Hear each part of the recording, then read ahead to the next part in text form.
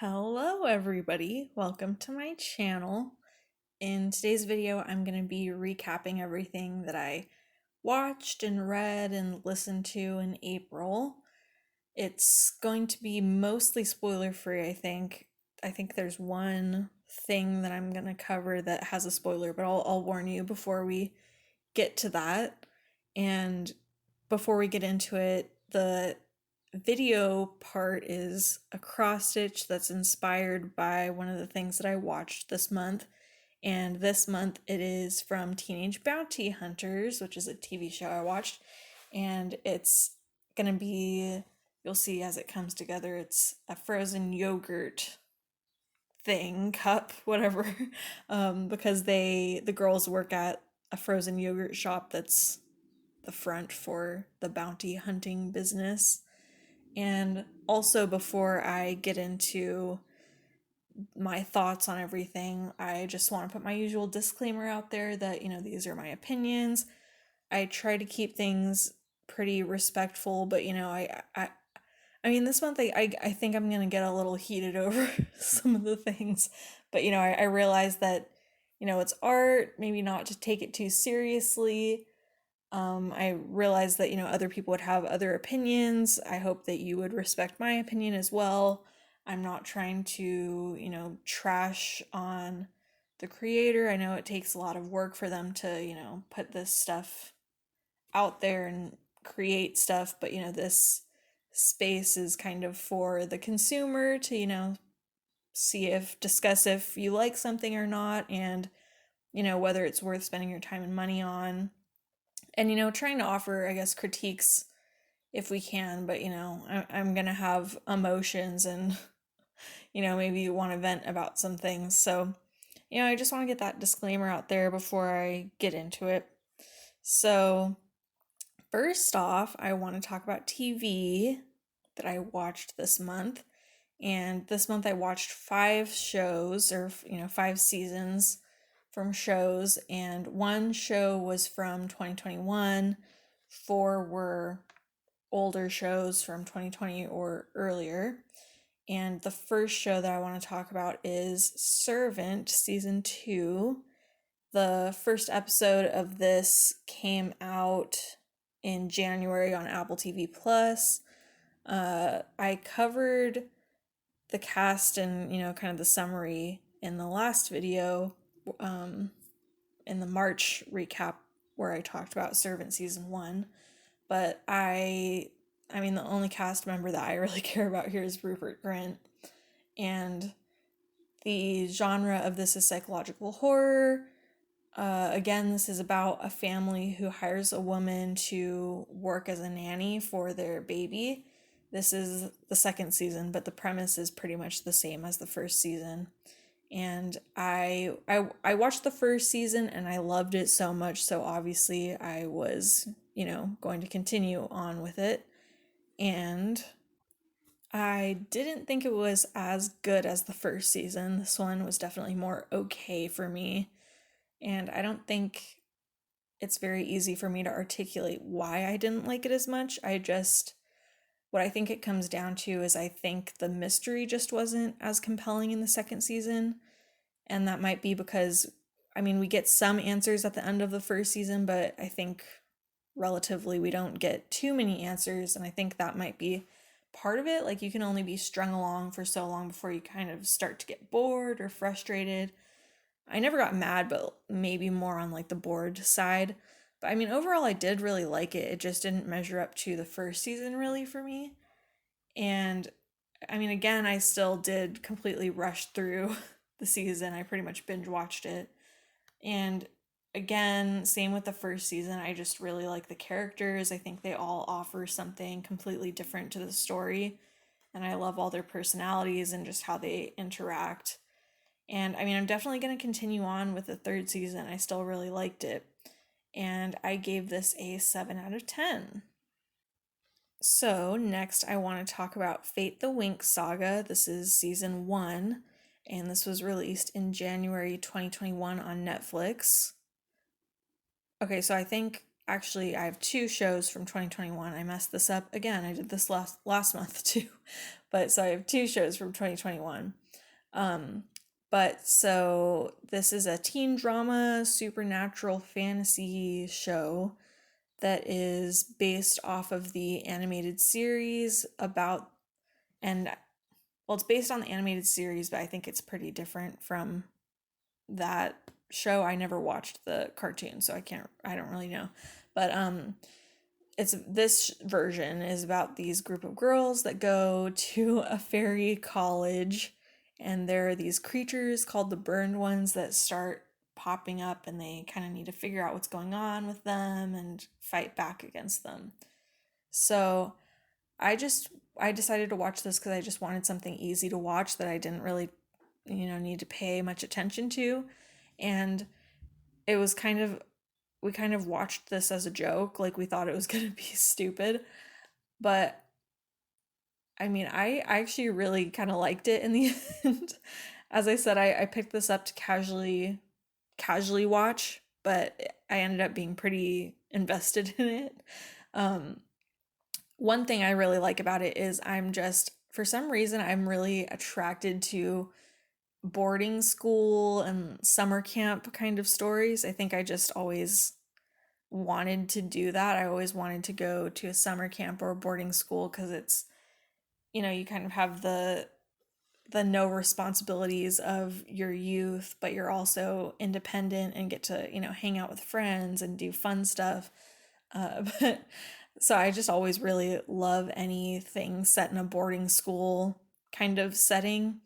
And I think this is technically a college, but it gives me boarding school vibes, and it reminds me of Angus Songs of Perfect Snogging and Wild Child, especially since everyone speaks in English accents, so it's, very similar to those. So, I mean, this was one of my favorite parts about the show. I like, they have the dorm room and the friendship and the bonds between all the girls who are also roommates. And I like the relationships between all the characters and how different they are. But I was annoyed with some of the characters. Some of them just make really dumb decisions sometimes that I don't understand.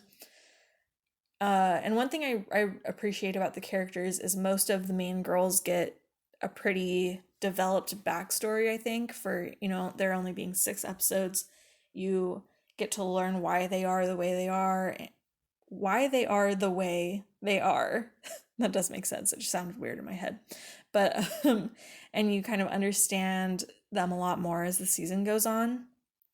And I really like the setting. It's this really pretty castle and green trees and woods and nature. And one of my favorite parts, probably my favorite part, was I really liked the world and the magic and all of the different fairy powers. I don't usually like fairies, but I mean, I kind of liked this one. I liked learning about all the different powers, and yeah, I just thought that part was really interesting. And I mean, one thing I didn't like was plot wise, there was a lot of stuff that happened that didn't really make sense, especially in the beginning episodes. So that was kind of frustrating, but I think it got better as it went on. And I think it can be a little cheesy at times, but I mean, it's a teen drama with fairies. So I think parts of it are inevitably going to be a little cringy. But that's okay. I liked it overall, and I'm definitely looking forward to the second season. And I gave this a 7 out of 10. So next, I want to talk about Survivor Season 20. This was Heroes versus Villains. It was released in 2010 on CBS. And it's a competition reality show.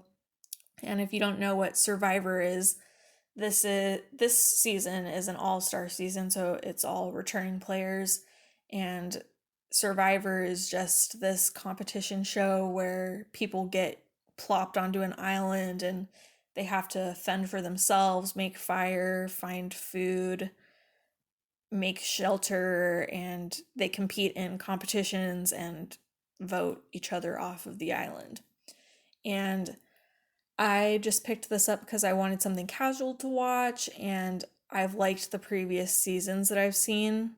and I just love reality TV in general. So I thought this season was good. Apparently, it's one of the best, but I personally just thought it was good.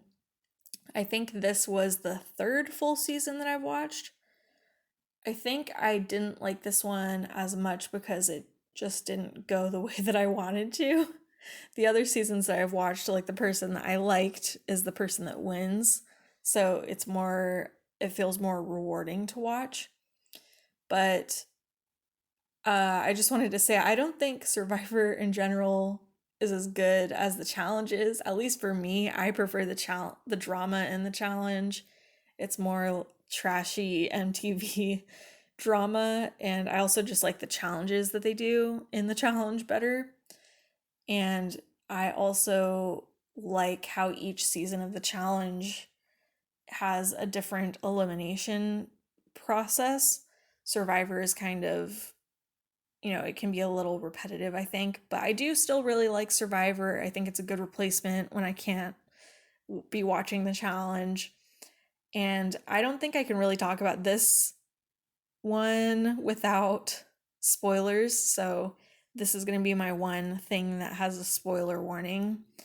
And I'm also going to be talking about the challenge season 10, which is Inferno 2. I'm going to be talking about the challenge also because there's a lot of comparisons between these two seasons. So yeah, I'm going to get into it. You were warned about spoilers. And I'll probably put something on the screen that, says when you can unmute or, where to skip to. But so it's weird that I randomly watched the challenge season 10 last month and then I watched Survivor season 20 this month. So it's around the same time, and it's just really weird because they're both really similar premises and seasons. They both have a heroes versus villains theme for the season. And I think I really like that idea. I like the idea of seeing, watching the heroes overcome the villains and vanquishing evil. But so here's where the spoiler comes in. That's not what happened this season of Survivor, which is, I don't like how that turned out. Villains triumphed over heroes. That can't happen. It's so unrewarding. And I think this is why I really liked the challenge season 10, because on that show, on that season, the heroes did triumph over the villains in the end. And it was after having this huge underdog story. They did so bad in the beginning, and then they eventually, start picking up, and, in the end, they beat the villain. So it's just so rewarding. In this one, in Survivor season 20, everyone that I wanted to win or that I liked, they all got kicked out one by one. And oh God, it was just so frustrating. And I need to talk about the finale and the three finalists. I'm not the biggest Survivor fan. Like I said, I'm just starting out. I think this was my third full season that I've watched.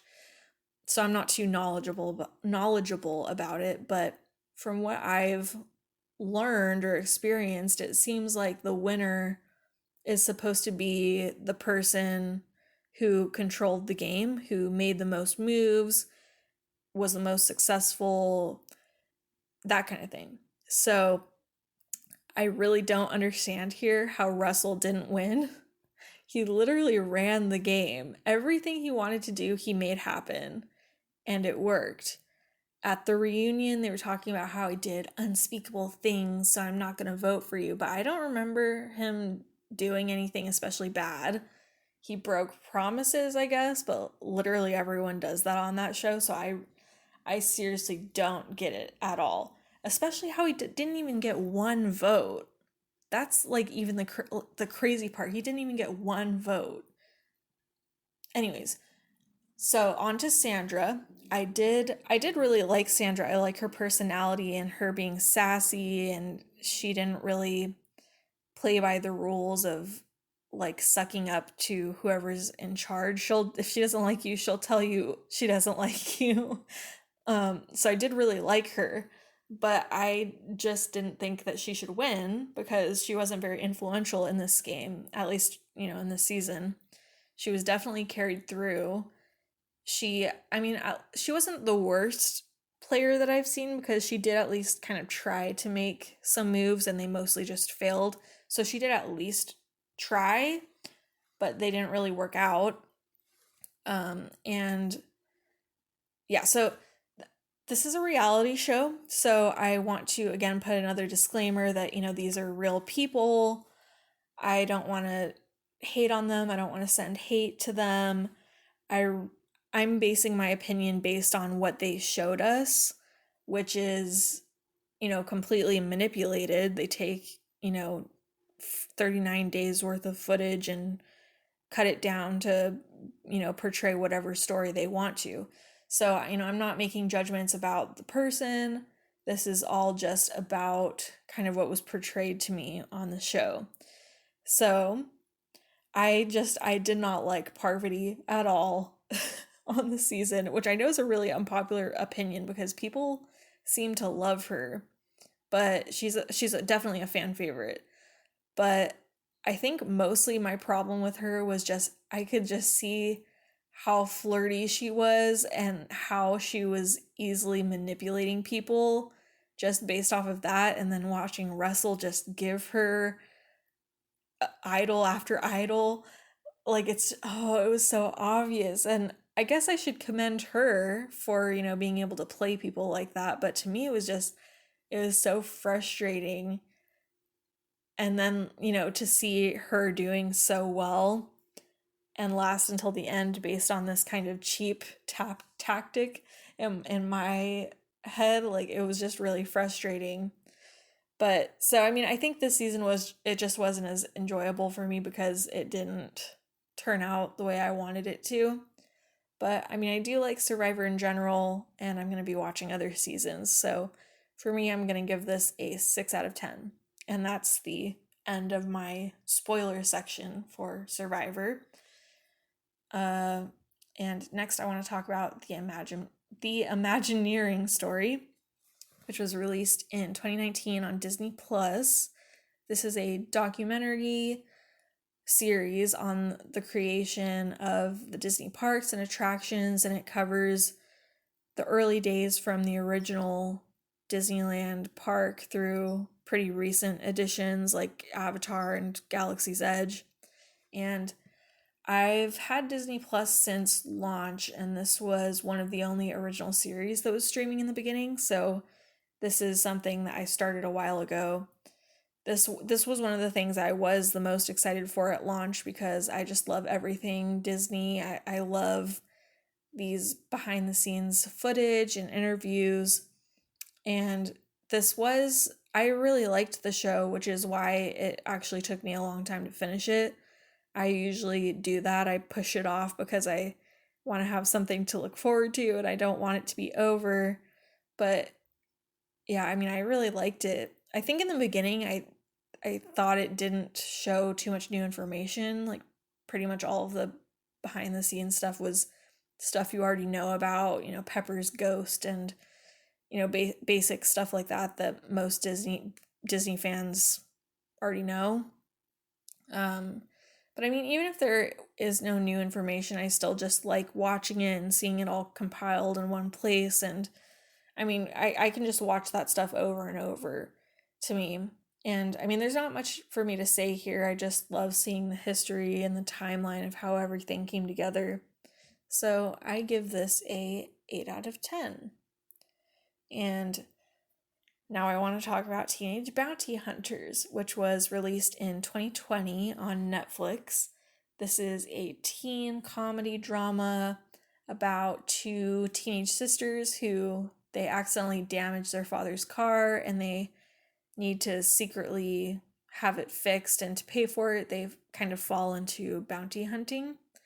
And again, I just wanted something easy to watch, something to casually watch, which seems to be a theme this month.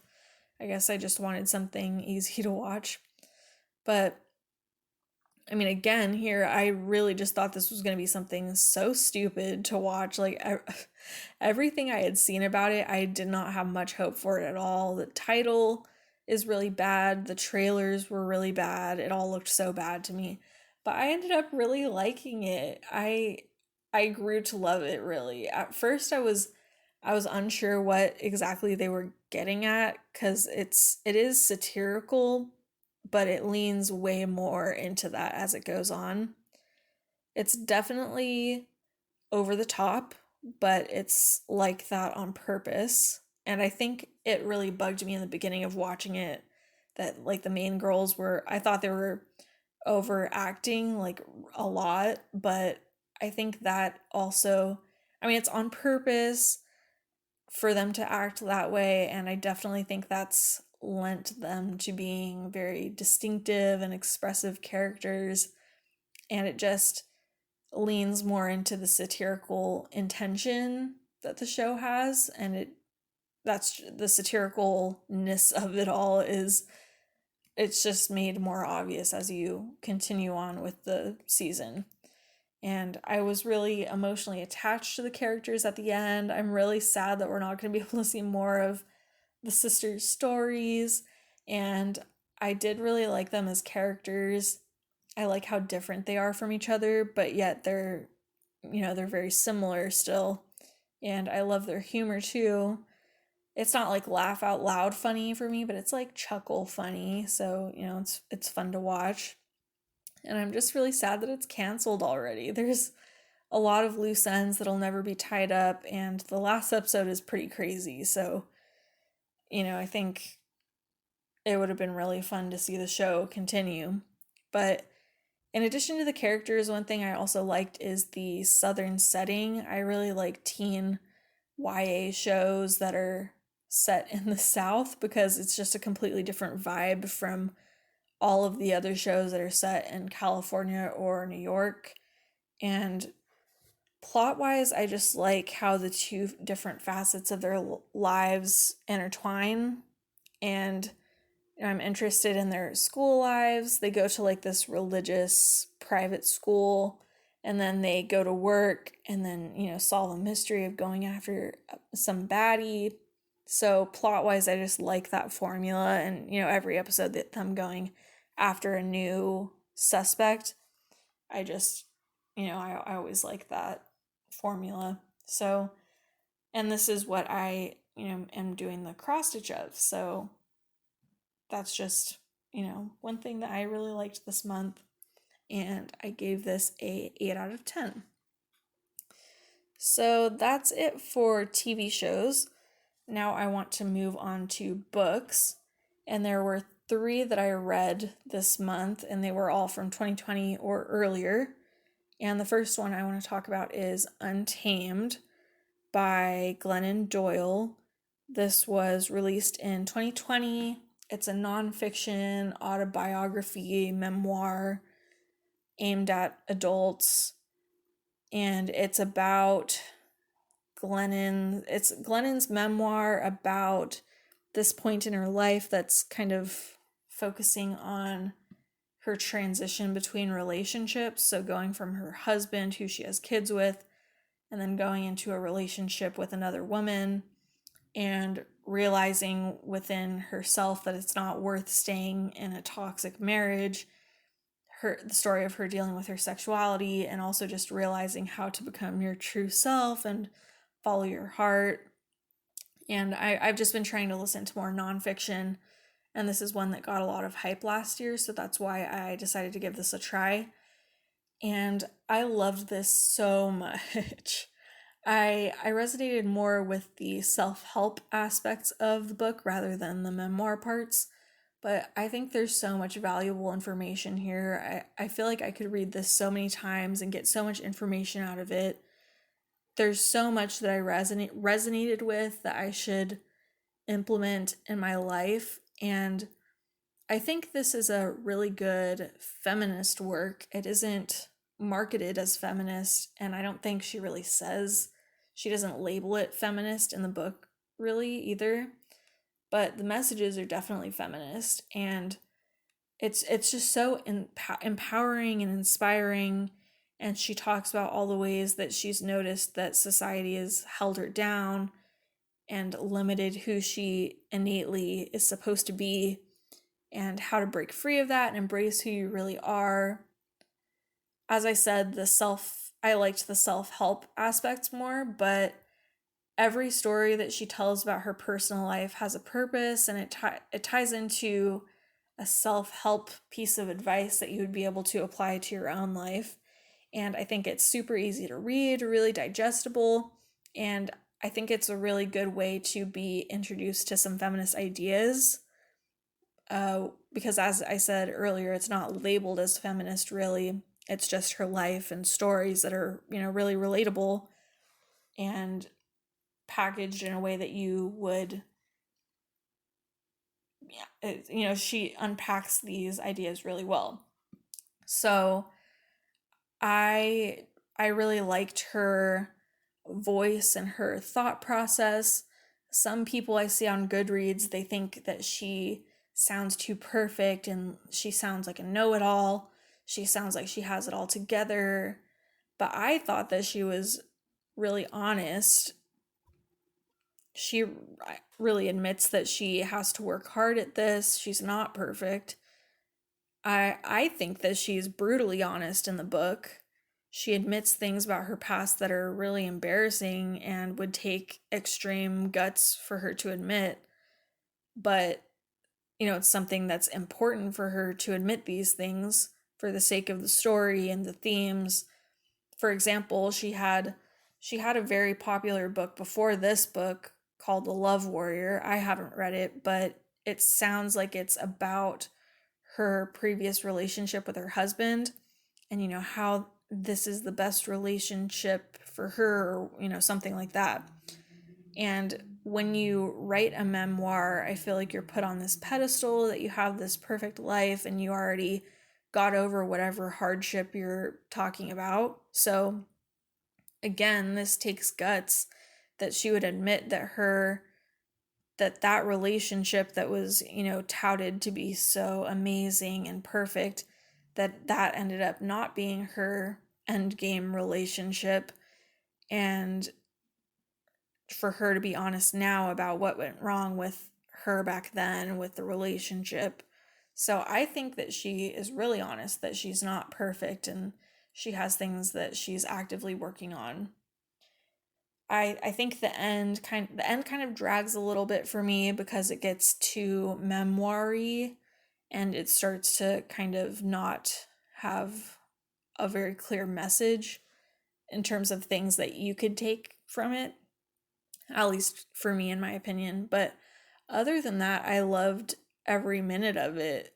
There were so many moments that I really had to stop and take it in, write down quotes for me to be able to come back to. Some of the themes that I really resonated with were these ideas of wild versus tamed, like going with what is expected of you, what you've been trained to do, rather than listening to your inner voice. And another thing that I really liked was questioning kind of what the ideal woman is and how we tend to think that an ideal woman is one who is selfless, and why should we be all aiming for the perfect idea of this woman who is selfless and doesn't really care about herself. And another one is just not being perfect and finding your purpose. There's so many valuable themes here and messages. And I want to talk a little bit just about memoirs in general, because I've talked before about how it's kind of hard for me to judge memoirs because I want to judge the content of them and also at the same time try to be respectful and not put a rating on these people's lives. Part of it, as I've said before, is how honest and vulnerable they are with themselves and how much they let the audience in on their innermost feelings.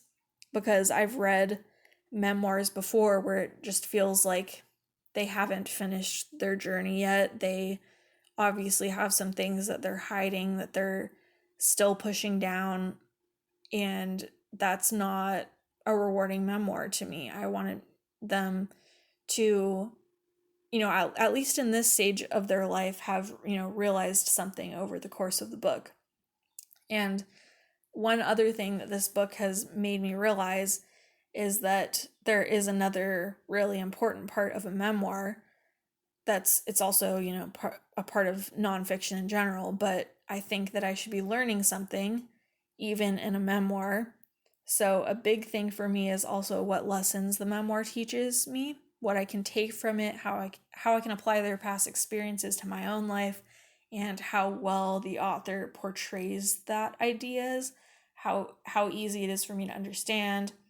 I think Glennon she's extremely vulnerable, and there's also many valuable lessons here for me to learn.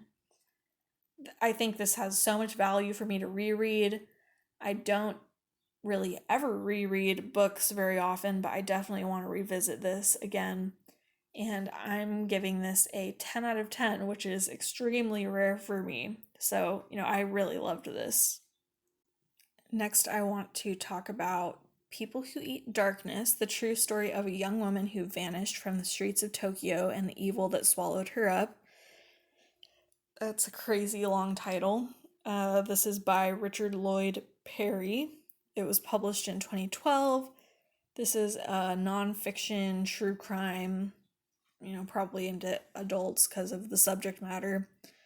It's a true crime book about a British woman who went missing in Tokyo, and she was working as a hostess, which is kind of like a hired waitress or a friend in a nightclub. And I read this as part of a online book club, and this was not my favorite at all. I listened to this on audiobook, and it was 13 hours long. It felt very long. The author definitely goes on for a long time about things that are adjacent to the case, maybe not directly related, but there's some vague connection that I personally didn't think was too important. And I personally didn't like that this read very much like a fiction book. This is why I've started to try to read more nonfiction, because I can listen to them over audiobook, because I can just process nonfiction better over an audiobook. For fantasy books or what, I can't process it very well just from hearing. So since this reads like a fiction book, and I'm listening to it over audiobook, it didn't really register very well. I could not focus. I couldn't understand what was happening at all. Like if I was multitasking and doing anything else whatsoever, it was just impossible for me to understand. And I had to reread this like multiple times. Like I would try to think of what I had listened to over the past 30 minutes. Nope, can't think of anything. Rewind 30 minutes. I had to do that pretty much for the whole book. And I don't want to get too spoilery about this case and about this book, but you don't get too many answers. And when you're reading a book for 13 hours, this is pretty frustrating. I also personally, I don't think the case is too complicated to warrant this amount of time dedicated to it. On one hand, I appreciate the level of detail here. There's so much that he gets into that affects the case, and it can be as vaguely connected to, at one point he goes on about the state of the government during the killer's parents' life, which affects the killer, or so he talks about the government during the killer's parents' life, which has an effect on the parent, which affects their parenting style, which affects the killer's childhood, which affects, maybe why he becomes a killer. But for me, that's too much. That's too much detail. So I definitely got bored. And part of this, I think this is the first true crime nonfiction book that I've read. So I've watched, YouTube videos about them, documentaries on TV and movies, and so those usually boil down to, them talking about a case for 30 minutes to maybe like 4 hours max at the most. So maybe I'm just not used to, books delving into this much detail. Maybe I'm not cut out for this, and it's a personal thing, and I'm just more suited for some shorter form content like a documentary. Uh, but I mean, some details that I did like that the book covered was learning about the hostess culture in Japan and just how the culture of crime and police in Japan and their justice system and how all of these things led to the investigation not really being handled the best way. And I mean, another good thing about it is because it is so slow and it takes so much time, you do get to hear about Lucy's life and who she was as a person and also her family and how this event affected her family and friends. So I do feel like the author handles the victims pretty respectfully, and I wouldn't say, this isn't sensationalist at all. So, that is one thing that it has going for it. But I thought it was just way too much detail. So I gave this a 4 out of 10. And next, I want to talk about The Bone Fire by Gyorgy Dragoman. And this was released in 2014. It's a fiction, fantasy, adult book that is. I'm bad at history, so, hopefully I'm paraphrasing this right, but it's set after the fall of the communist regime, and this orphan girl is rescued by her grandmother, who she's never met, and her grandmother turns out to be a witch, and it's kind of a coming of age story. And I picked this up for a book club. I thought this was okay. I think it's very slow. There's not much plot at all. And that's my favorite part of books. If there's no plot, I pretty much get bored. And yeah, that's pretty much the basis of why I didn't like it very much. But one part of the writing that I did like is how it flashes between the present and the past. I like the way the narrative moves from the present, and then Emma, the main character, she'll, see something and then that'll trigger some memory from her past. I liked the way that narrative flowed. And one of my favorite parts about this book is how atmospheric it feels. It's set right after the revolution of overthrowing the communist leaders, and you can tell the state that they were living in not so long ago and how unstable it is. And I also like the characters and the relationships, specifically the main girl Emma and her relationship with her grandmother. I think we get to know them pretty well and their relationship pretty well, although I do think it could have been even better with how many pages there were. I think it was almost 500, so that should have been pretty developed, but it was decently developed in the end, probably one of the most well done aspects of the book. And in the end, I was pretty emotionally invested in them. Now, the biggest thing I had a problem with was the witch slash fantasy aspects.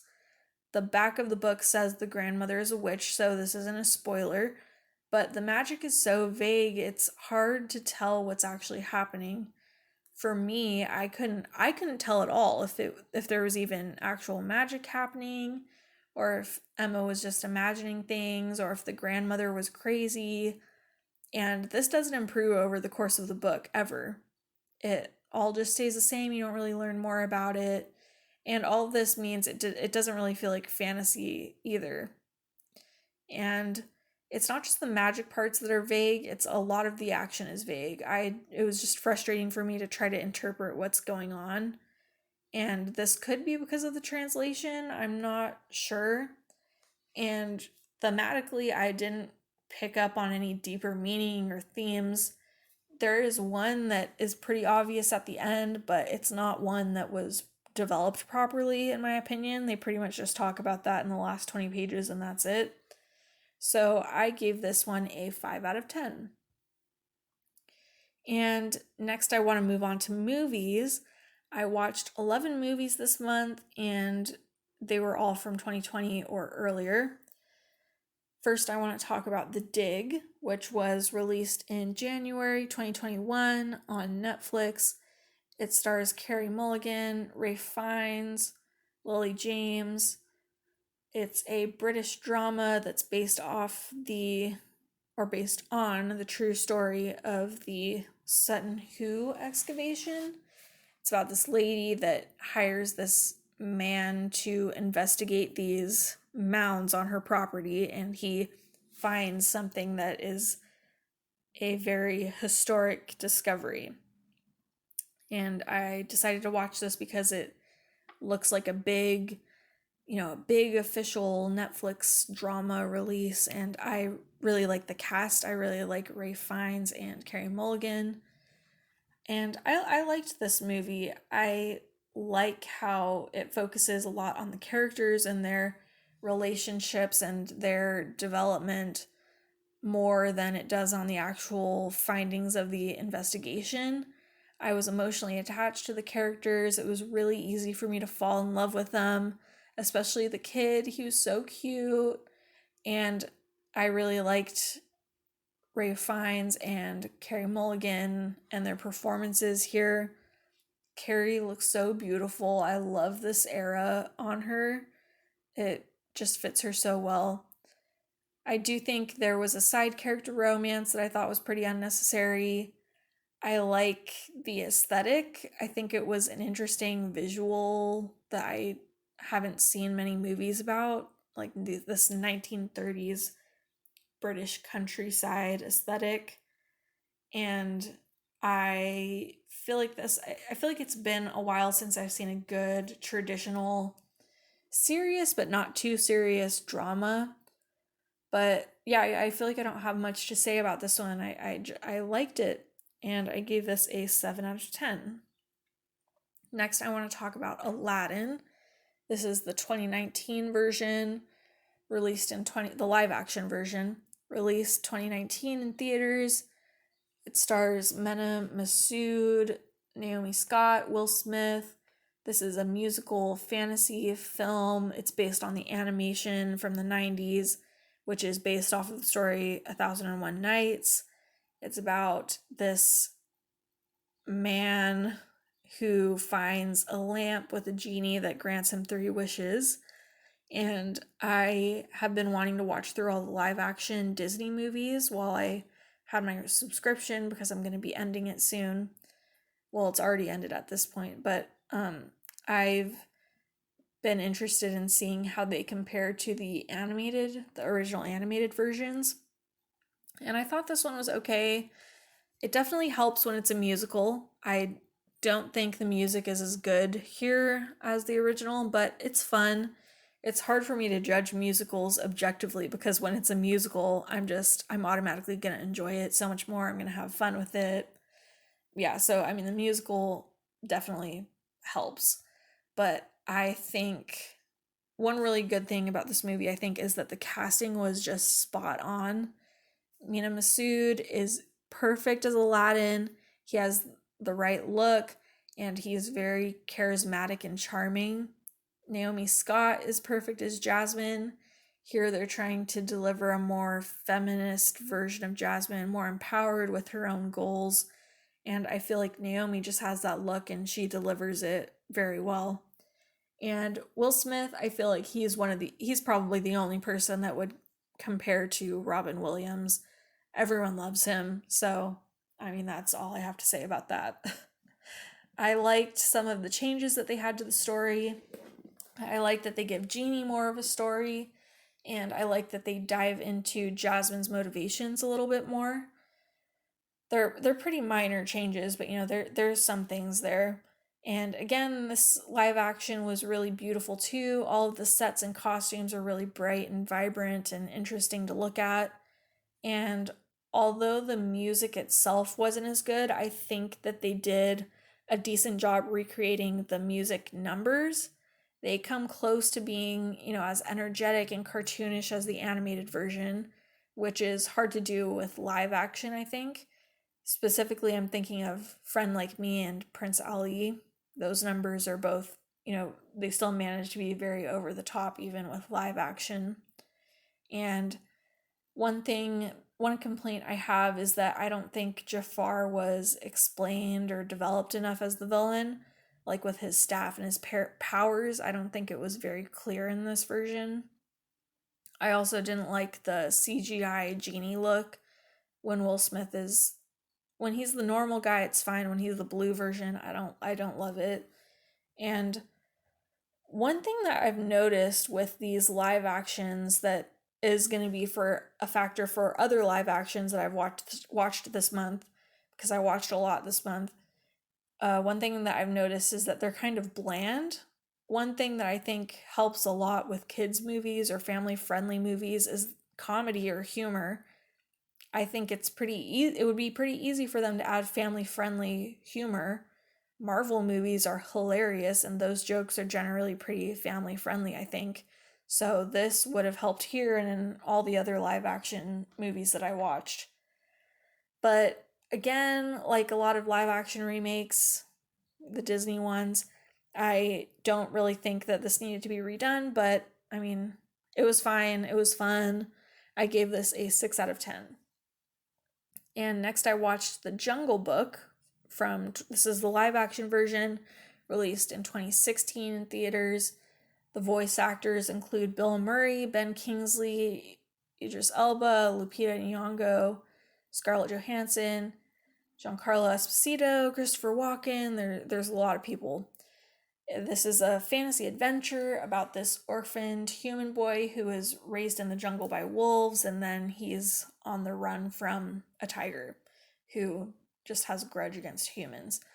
And again, I'm just trying to watch through all of the Disney live actions, and this one is at least from what I know, is the one that tipped the scales and influenced Disney to make all the live actions that they eventually did. So this one should kind of be cursed for that reason. But I mean, I didn't think this one wasn't bad. The original Jungle Book isn't one of my favorites, so I'm not too familiar with it, but I feel like this version has more of a story than the original, which is good. I feel like I was pretty emotionally attached to the boy and to the characters.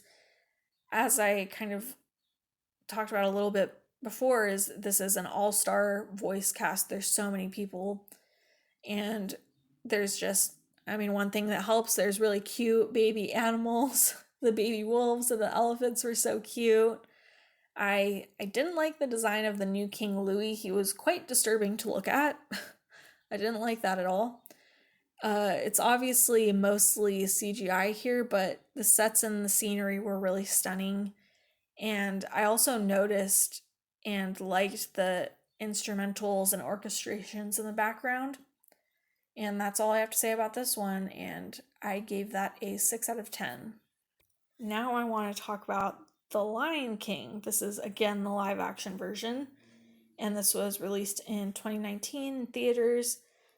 The cast includes Donald Glover, Seth Rogen, Billy Eichner, Keegan-Michael Key, Beyonce, James Earl Jones. This is a musical drama that is based off of the 90s animated version, which is about the animal kingdom in Africa and about Simba, he's kind of like a lion prince, and his lion dad is murdered and Simba is exiled. So this is another Disney live action. This one was a struggle for me to get through. It's a musical, which helps. I think this probably has the best soundtrack for, in terms of songs with lyrics and singing. But I think that this has one of the best soundtrack for that because a lot of the people here can actually sing. I don't think it's better than the original, but it's one that can maybe measure up at least. But unlike Aladdin, the musical numbers here definitely do not measure up. In animation, it's easy to go over the top, but live action has to be creative to match the energy of a cartoon. And Aladdin was able to do that, but this definitely did not. Specifically, I was disappointed in the I Just Can't Wait to Be King number. And this, again, this also has an all star voice cast, which is always great. The voice acting was pretty good, I think. One note I have, and I'm gonna get a lot of hate for this too, but I did not like Beyonce's version of, or, her part in Can You Feel the Love Tonight? I I mean, she can obviously sing, but I think she was going way too hard for the style of the song.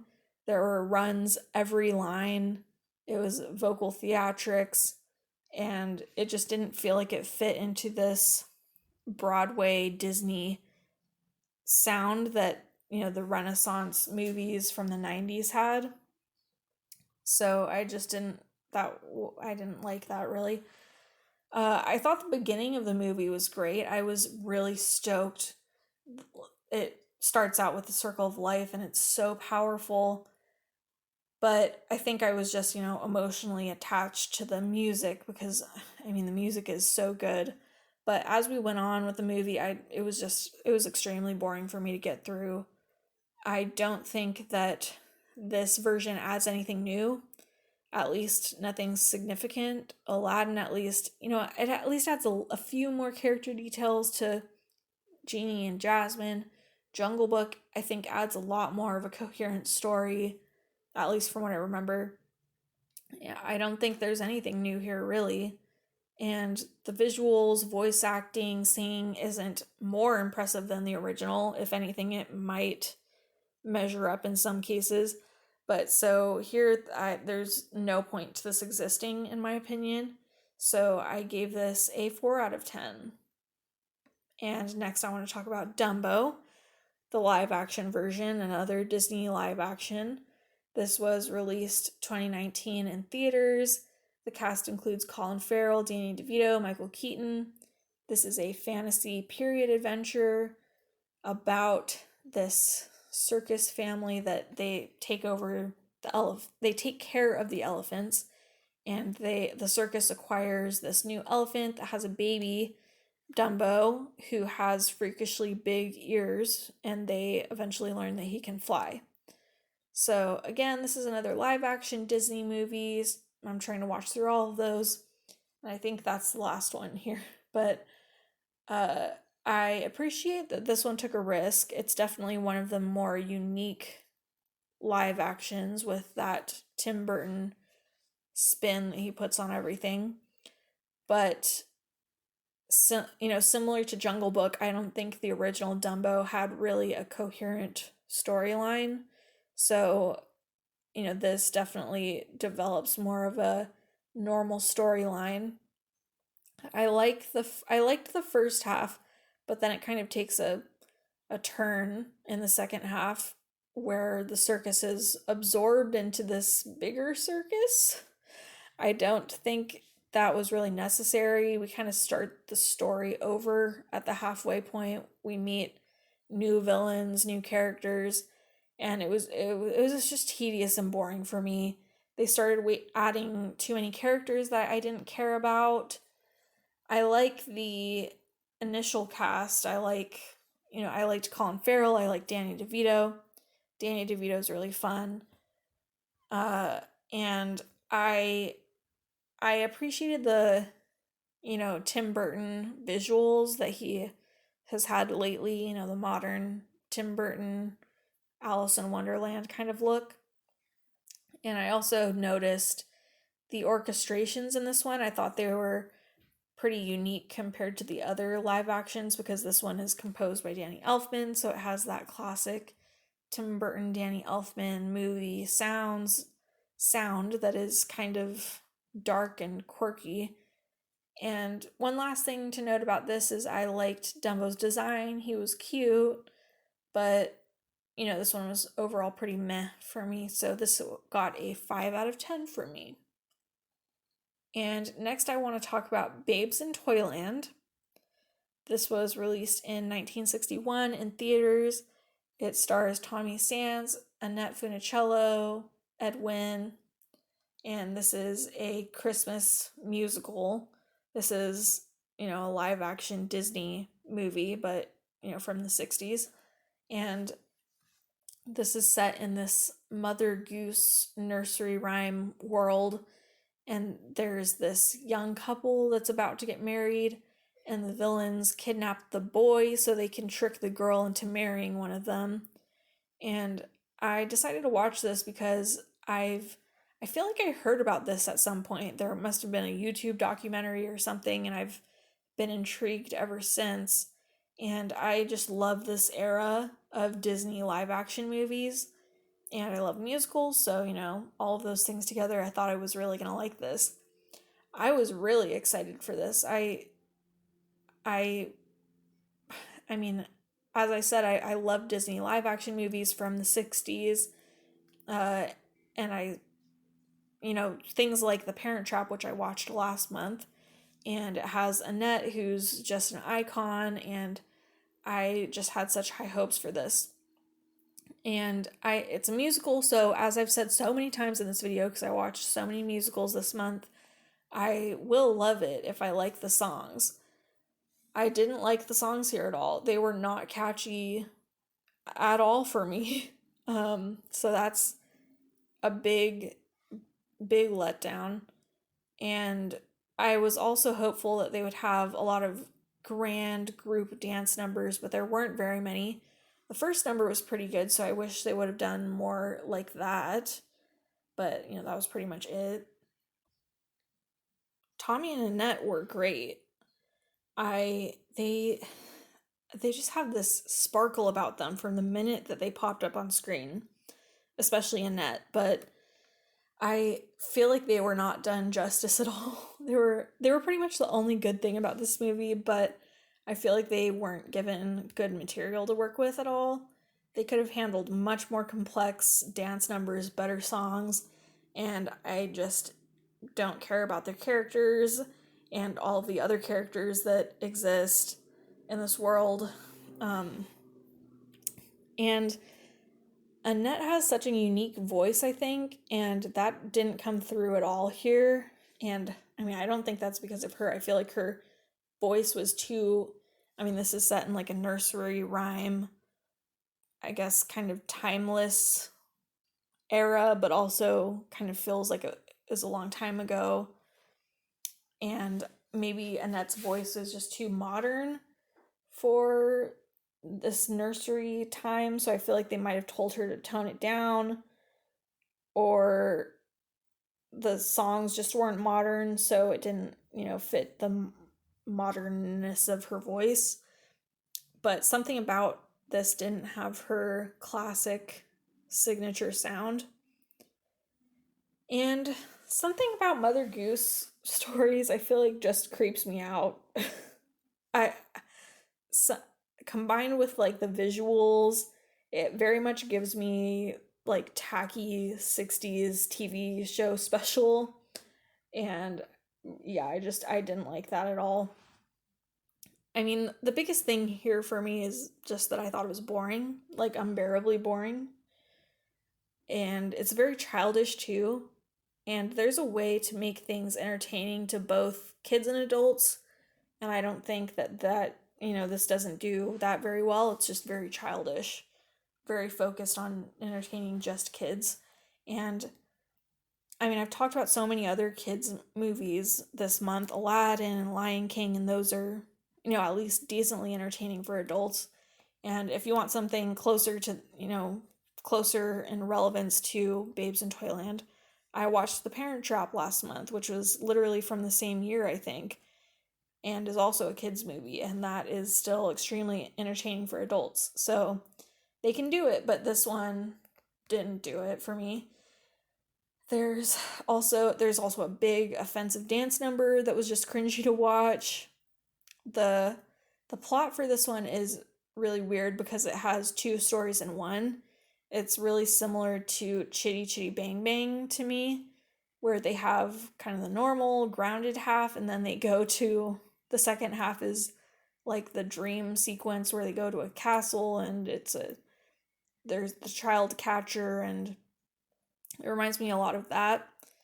And another thing that I think is, I don't know, just interesting about this movie is that it says it's a Christmas movie, but I didn't really get the vibe at all that it was a Christmas movie. So I guess it's interesting that people think of this as a Christmas movie. But yeah, with all of that said, I give this a 2 out of 10. And next I want to talk about John Tucker Must Die. This was released in 2006 in theaters. It stars Brittany Snow, Ashanti, Sophia Bush, Ariel Kebbel, Penn Badgley, and this is a teen rom-com. Three girls find out that this guy, it's set in high school, three girls find out that the guy's cheating on them with each other, and they team up and they bring in this other girl, and they all try to trick John Tucker and break his heart and embarrass him. And I've never seen this, but I've heard a lot about it. It's been a fan favorite of my friends since forever. And I love the mid 2000s vibe of this. It's so indicative and representative of that era. It's classic teen rom-com, very similar to Mean Girls. It has a good soundtrack. It's all very, it's just quintessential 2006. Like that's how it felt to live in 2006. So it's just very accurate. And one thing I liked about this was the all-star cast. I love all the girls so much, and Penn Badgley, of course. And I like the friendship between the girls. I don't know if this movie is too memorable for me, but I think it's just a cute girls' night sleepover throwback type of movie. And I gave this a 7 out of 10. And next I want to talk about The Wicker Man. This is the older version, released in 1973 in theaters. This is considered a British folk horror musical. And it's about a police officer that visits this island to investigate a missing girl, and the townsfolk they act really weird. And I mean, I've heard a lot about this movie, so I decided to give it a try, and I really liked it. I thought it was really interesting the whole time. I love trying to figure out the mystery. I was really invested and interested the whole time, and I didn't see the end coming at all. One treat for me, as I've mentioned several times today, is I love musicals. And I agree that this qualifies as a musical. It has that many musical sequences, which was a surprise to me. I've always heard that this was a horror movie. So to learn that it's a horror musical, that's a crazy surprise for me. And there were actually good songs too. There were good, catchy songs. So yeah, I mean, that's a plus for me. I wasn't personally very scared from this movie, but as I said, I was really interested in the story and interested in learning why the townsfolk were acting really sketchy. I like the subtlety of this movie. It does feel very British and simple and intentional. I really like the vibe of the movie. It's so 70s, and I like the unique town too. It's, Scottish, this seaside island. It's very atmospheric, I think. And I know the Nicolas Cage remake is supposed to be bad, but I really think it must be terrible because there's no way it would ever come close to this masterpiece. I I really can't picture that one at all. Um but here I think there's a decent amount of rewatch potential too, because once you know the mystery, it's fun to rewatch and see if you can find any hints that, show what the end is going to be. So I gave this a 9 out of 10. And next, I want to talk about The Descent, which was released in 2005 in theaters. This is a British adventure horror about this group of friends that go caving. I don't know if that's a word, but they delve through a cave, and there's a rock slide that closes the entrance, and they have to find another way out, and they find that there are cave monsters down there with them. And I mean, this is kind of a legendary horror movie, which is why I decided to watch it. I think this one is pretty unique. I don't think I've seen a horror movie, about caves and cave monsters. So, it has that going for it. I don't think it's a spoiler to say that it takes quite a bit until the monsters show up, and I think that the movie was just as scary without the monsters. Just the claustrophobia of the cave and them being trapped in there, that was scary enough by itself.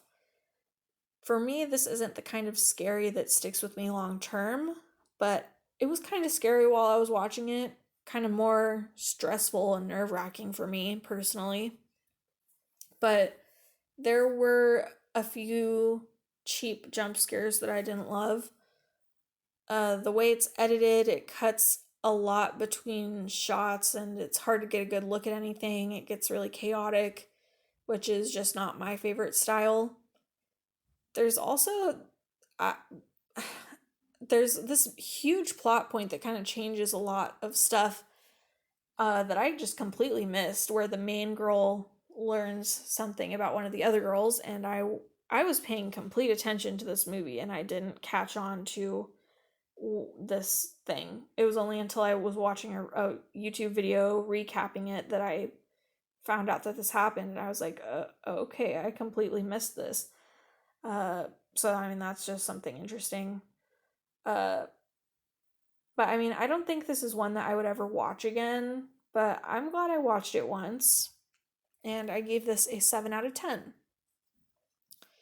And next, I watched The Trial of the Chicago 7.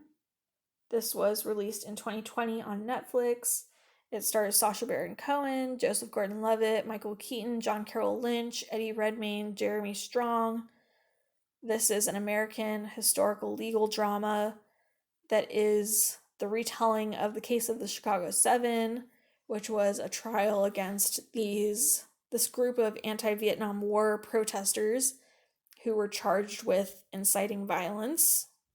And I watched this because it was nominated for Best Picture at the Oscars, and I liked it. I liked learning about the case. I want to learn more about it, in more of a nonfiction, more truthful kind of way, not dramatized kind of way. But I want to learn more about it, and I think it would really good to read about it, but I can't find any big main go-to books about this story. So if anyone knows a good one, let me know. But one great thing about this movie is the cast. I mean, this is an all-star cast if I've ever seen one. So, I mean, I always love to see it. I think the cast was all pretty great, but one note that I do have is I absolutely love Joseph Gordon-Levitt. I love him so much, but I don't know if he was the best fit for this role, honestly. But other than that, uh, I mean, the whole case was pretty frustrating to watch just to see how unfair it was and all of the coincidences that went against them.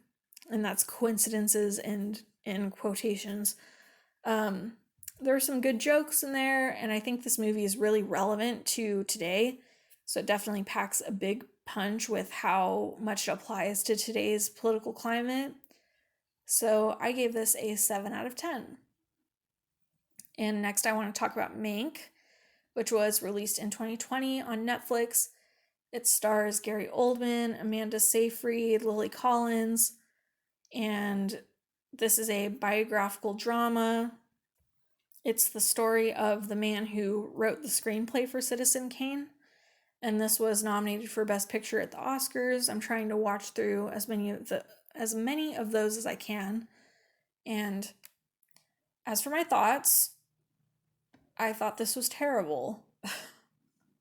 In my opinion, I thought this was so bad.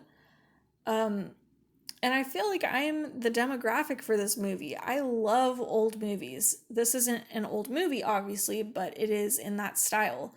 And I was not a fan.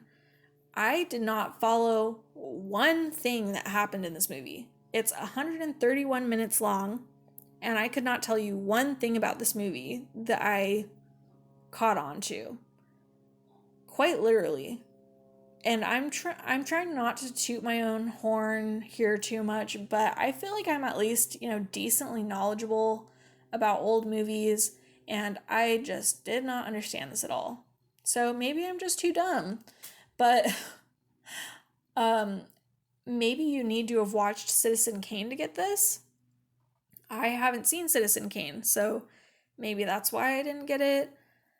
Obviously, if you know some of the behind the scenes drama that this movie is trying to portray, obviously then it would be easier to understand. But again, I don't know anything about the behind the scenes story of the making of this movie, so I don't get it.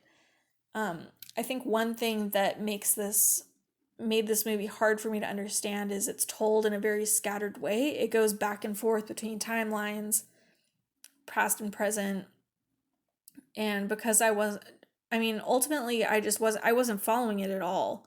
So it was just really boring for me. And okay, so there are some things that I did appreciate about the movie. I do think it replicates that era pretty authentically. The cinematography is authentically of that era, at least, from what I know, from my opinion. It's not like it was just filmed normally and they put a black and white filter on it. It like the film quality like looks similar, the camera angles, fade outs, like editing, stuff like that. It's all accurate to old movies of the time. The music's also very accurate. Also, the way the voices and sounds were recorded, it all sounds very accurate. The performances are really, uh, it's all just accurate. Which, is pretty rare, these kind of old movies, and I feel like nothing I've seen has done it as well as this does. The performances are pretty accurate, they all have the right look, the accents are right. One thing that really bugs me for these kinds of period pieces is the casting has to be right. They have to have the right look, and sometimes that's not something you can fix. Like their face just it has to align with the beauty standards back then and what was popular in films back then. So I just really appreciate the casting that was done here. White men, they all look the same, so I don't care about them. I never mind that. But here, Amanda Seyfried and Lily Collins, they were great choices because they look like they fit from the time period back then. And I thought they did great with the accents and inflections and everything like that. And, the costumes, sets, furniture, cars, all of that kind of stuff, that all felt really authentic as well. So, those were all things that I thought were really well done about the movie. And I really want to give this a 1 star out of 10. But I'll at least give it a 3 for artistic value because I don't think it's trash, because I think there's some things that it does well. You can tell that work went into it, but it definitely gets a 1 for enjoyment for me. But so, kind of putting those things together, I'll give this a 3 out of 10. And that's it for movies. And now I want to jump into the last category, which is albums. I listened to 5 albums this month. They were all new releases from 2021. The first one I want to talk about is Justice by Justin Bieber. This was released in March 2021. This is his 6th album. It's a pop album, and I decided to listen to this because I like Justin Bieber's music. I'm really familiar with all of his albums, except for the Christmas one and his first album, which I'm only semi-familiar with. And I'm pretty much in it for the long haul with him. As long as I can see, I'm going to be listening to his stuff. Purpose is one of my favorite albums, so I always have really high hopes for him. And I thought that this was okay. it's definitely a huge improvement from Changes for me. I appreciate that this album has a message to it. The vocals are good as always. One thing is, I think that the track list is kind of uneven. I don't think they're organized in the best way, and it feels kind of discordant. There, there are only a few songs that I really like. Uh, Die for You and Loved by You were songs that I really liked. This is a little bit of a disappointment for me, where, for Purpose, every song is a bop, but here, there's only two songs that I really like. There are also a few songs that just feel really basic to me. My biggest problem with Changes and just other singles that Justin has put out maybe over the last 5 years or so is just that a lot of his music sounds lazy to me. And I don't get why his team is putting his name and giving him these projects. They're putting his name on like literally everything when they could have the best of the best out there. I mean, this is Justin Bieber. He can have whatever he wants. So I don't know why they're giving him these crap songs. But so, I mean, some basic songs include Holy and Lonely. I don't like those ones, just because I think they're pretty basic and boring. Other songs, like Holy as well, and also Love You Different, they just sound really outdated to me, and I feel like they might belong from the Purpose era, and I wonder if those were extra songs from that era that just weren't used. And this kind of ties into me thinking that the album just feels really hodgepodgey. I wonder if it's just a bunch of random songs that they had like in a folder and they threw them together. Take some extra songs from the Purpose era that were never used, some new songs, a few of the random singles they put out. To me, this theory makes sense because Changes was pretty much universally panned. So it makes sense that they would want to like cover it up with something else. And, since that came out a little over a year ago, it makes sense that they would kind of have to quickly put something together to cover up Changes. So it makes sense that this might have been a little rushed to me. There's a couple different styles between songs, but not as much variety as I would like in terms of different styles, different tempos, emotions. I do think it runs a bit too long, a bit too many filler songs. I still definitely think he can do better, but at least he's on the way up again. I'm definitely going to continue listening to what he puts out. I did have fun with it. I liked singing along to it. And I like looking at how much involvement they have in the writing and creation of the album. And he is listed as a writer on all the songs, but there's a lot of other writers on there as well, so I don't know how much influence he had on the album. And he didn't produce anything or play any of the instruments. Just like to point that out. And I mean, I'm definitely going to come back and listen to the full album again. I'm definitely going to be adding the two songs that I really, really like to other playlists that I listen to more consistently. And I'm going to give this a 7 out of 10. And next, I want to talk about Chemtrails Over the Country Club by Lana Del Rey. This was released in March 2021. This is her 7th studio album. The genre here is Americana, folk, country folk. That's according to Wikipedia. I don't know if I agree with that, but I don't know if I would have any other suggestions necessarily. I just think she has a really unique sound that has been really influential. There's been a lot of people that have tried to emulate her since she stepped out onto the scene. And I've liked her since her Born to Die album. As she's put more stuff out, I didn't love it quite as much, but I know some songs here and there, and I'm very familiar with her Born to Die album, as I said, and also her NFR album.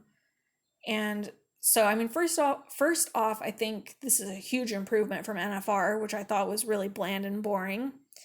The songs here are more distinct and memorable than her last album, I think, at least in my opinion. And I'm definitely in the minority because people really loved her last album. But I like here that there are some songs that are a little more out there. She takes more of a risk with songs like White Dress and Dance Till We Die. I really like Wild at Heart. That's one that I like enough to put on my playlist that I listen to every day. Other ones that I liked were White Dress and Tulsa Jesus Freak. It's kind of a tongue twister. But these two are different because they're just ones that I liked in comparison to the rest of the album. But I don't necessarily like them enough to listen to them outside of, listening to the album for this review. And in general, that like it takes more of a risk than the last album, but for my taste, it's still not. I still think they mostly sound all the same in one note. But I mean, there's no songs that I hate, so that's good. She is listed as a writer on all or on most of the songs, with her and one other writer, so she is very influential in the writing and creative process. She didn't play any of the instruments. She was involved in production of most of the songs. And I just loved, I like to point this out because I like to see the main artist have involvement in the creative process. So, I really respect the involvement that Lana has here. So, I mean, overall, there's one song that I would regularly listen to.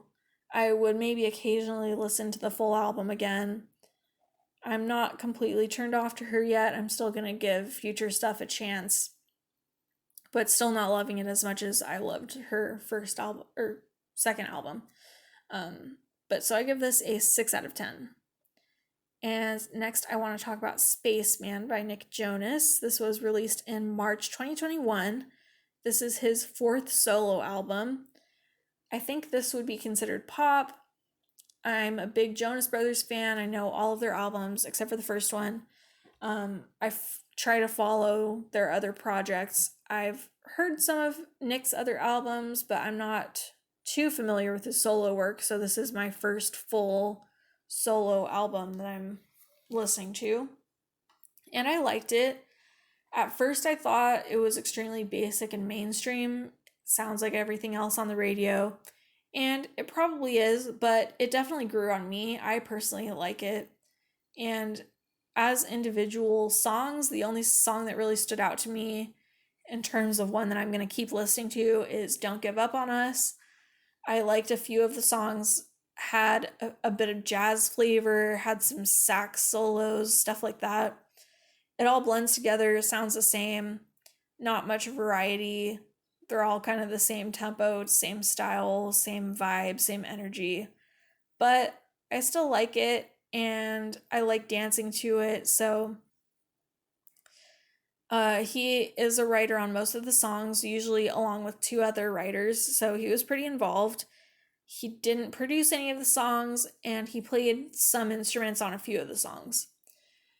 Again, there's one song that I would listen to in the future on a regular basis. I will probably eventually listen to that whole album again just because I love the Jonas Brothers, so, I'm going to remember the album because of that connection. And I'll probably give his future stuff a chance. I'd give this a 6 out of 10. And next, I want to talk about Sketchy by Tune Yards. This was released in March 2021. This is their fifth album. This is considered indie pop, maybe. And I decided to give this a chance because I just had a friend who was a fan of them, so I had that name recognition in my head. And I liked this album. I thought it was very interesting, very unique, unconventional sound. It reminds me of Jacob Collier and his album DeJesse. I'm not sure how you say it. DeJesse Volume 3. Just with how creative and weird it is, but in a good way that works. Part of when they have a very unique sound, though, a lot of the songs start to sound the same to me. Also, the songs are really weird, so I just don't really see myself listening to it on a regular basis or adding it to a playlist because it's just so out there that it's not going to match with anything else. But I mean, it's weird, but again, it's weird in a way that I like. My favorites here were Nowhere Man, Under Your Lip, and Hold Yourself. And there was no songs that I hated. There isn't much information about this on the Wikipedia page, but they're a pretty small indie band, so I'm going to assume that the band members wrote everything themselves, produced everything, and played all the instruments themselves, which is, obviously very impressive. Um, so again, I might add a few of the songs to my playlist. I'd probably listen to the whole album again, and I'm definitely gonna look out for their future stuff.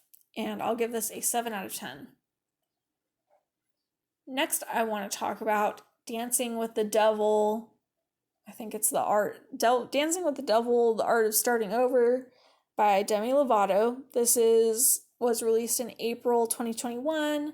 This is her 7th album, and this is pop. I've been a fan of her since her Disney Channel days, Camp Rock, Sunny with a Chance, I've liked her music ever since then, and specifically, I'm a huge fan of her first 2 albums, Don't Forget and Here We Go Again. I love those so much. I know her more popular singles that she's had since then, and I'm decently familiar with her Confident album. I think my thoughts on this are kind of complicated. On one hand, I feel like she definitely is very proud of this album. It's obviously very meaningful to her. It documents the pain of what she's been through. She's had a really hard life. So, it documents her journey of, the hardships she's been through and how she's overcome them and her living her authentic life now. And I think that this album is going to be one that's very defining for her in her career.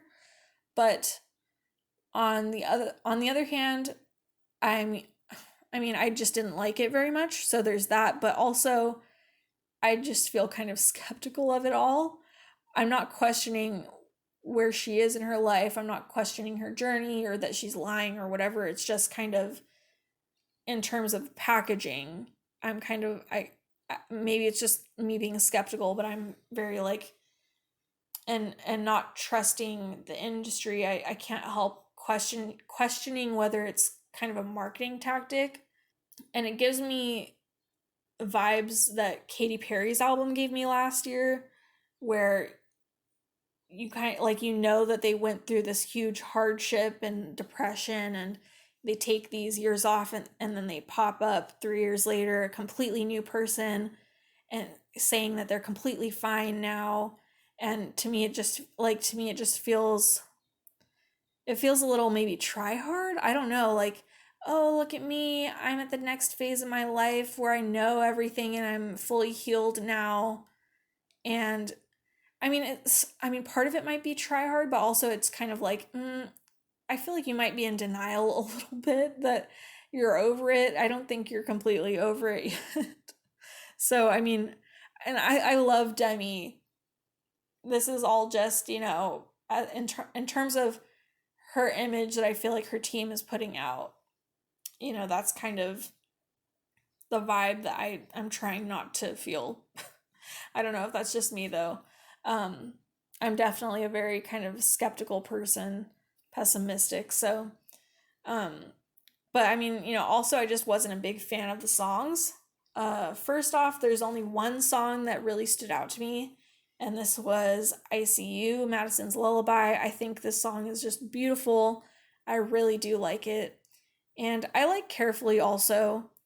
There were a few others that I decently liked, like Melon Cake and Easy. But again, those aren't necessarily ones I would add to my personal daily playlist. Those are just ones that were, some of the on the better side of the album. The rest of the songs are pretty meh to me. The album is so long. There's a lot of really basic filler for me. I also really don't like Mad World here. I don't like when people do cover songs on main albums. And here it sounds like every other cover I've heard of this song. It doesn't add anything new, so it's just completely unnecessary, especially when the album already has way too many songs. There's a lot of basic mainstream songs, in my opinion, on this album. Songs that sound like everything else on the radio. but the kind of songs that are just slow and boring on the radio that I never like. And some examples of songs like this are What Other People Say and 15 Minutes. I think there were a lot of weird choices to be on this album for me personally, like the one spoken commentary track. This one's called Intro, and also at the end of The Kind of Lover I Am, there's this auto-tuned bit that isn't the best for me.